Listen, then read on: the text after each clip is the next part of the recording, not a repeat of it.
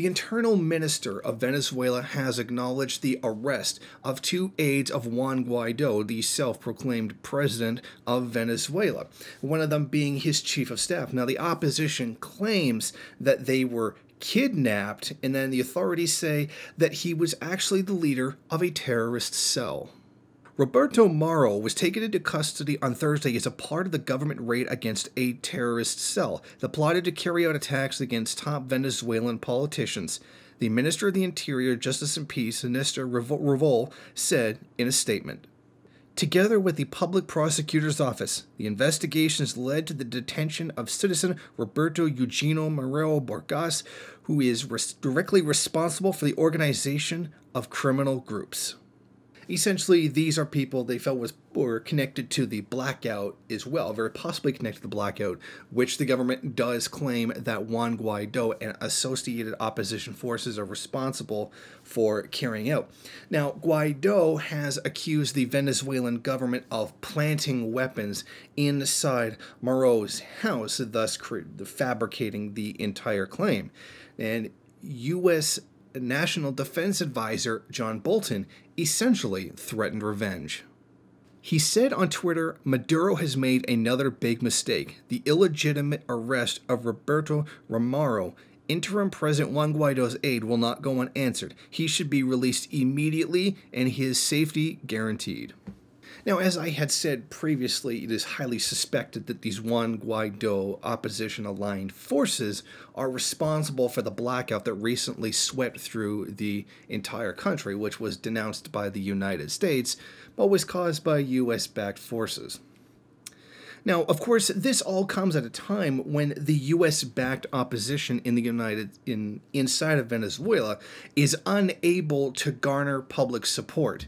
New opinion polls in the country show that Juan Guaido is very unpopular. Imagine that, a guy who's a usurper who just decided to declare himself president, and essentially nobody inside of Venezuela actually recognized him as the president, but got many of the imperialist states to do so, is very unpopular. A guy who supports the sanctions against Venezuela, which are devastating people, is unpopular among the people who are suffering as a result. Yeah, imagine that. Now this is also the guy who tried to organize aid convoys that were trying to sneak weapons into the country through U.S.-backed NGOs to get to, quote-unquote, rebel forces inside the country. Some people who want to carry out terrorist attacks against the government.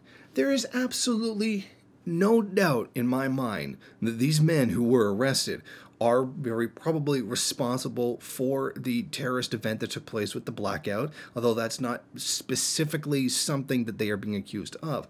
But they are being accused of having weapons and ammunition, etc., in preparation to carry out assassinations of leaders of the Bolivarian government, and all of them being the pro-Maduro, pro-Bolivarian revolution, which probably just a coincidence, I assume. So that's where things stand right now, and the United States has made it very clear that this is going to be a line that Maduro should never cross, although they've made a couple of those claims now, these lines that shouldn't be crossed, but Maduro keeps giving them the finger and doing them anyway. So it's going to be very interesting to see what the United States is going to do in retaliation for their puppet officials being arrested and will be charged with plotting terrorist attacks inside the country.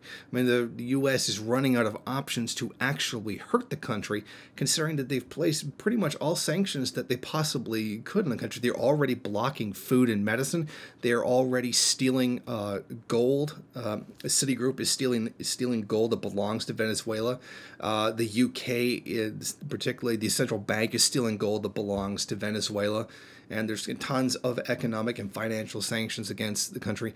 I mean, what's really left that the United States could do without actually carrying out a military invasion of the country?